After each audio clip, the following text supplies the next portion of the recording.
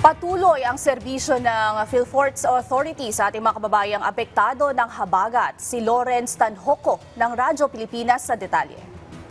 Tuloy-tuloy ang pagtugon ng Philippine Ports Authority o PPA sa mga apektadong pasahero at komunidad dahil sa epekto ng bagyong Krising at hanging habagat sa iba't ibang bahagi ng Pilipinas. Kabilang sa mga hakbang ng Philippine Ports Authority ang pagbibigay ng libreng lugaw o yung tinatawag na PPA lugaw sa lahat ng port management offices, pamimigay ng ready-to-eat food packs mula sa DSWD para sa mga stranded na pasahero, agarang emergency response at readiness, paglalabas ng port operation bulletins at advisories, PPA libreng sakay para sa mga pasaherong walang masakyan, at ang social media alerts at impormasyon para sa publiko. Kaagapay ang iba't ibang ahensya ng pamahalaan ay sinisikap ng PPA na maihatid ang tulong at serbisyo sa mga nangangailangan, lalo na sa mga pantalan at lugar na apektado ng sama ng panahon. Dito sa lungsod ng Maynila para sa Integrated State Media, Lawrence Tanhoco ng Radyo Pilipinas, Radyo Publiko.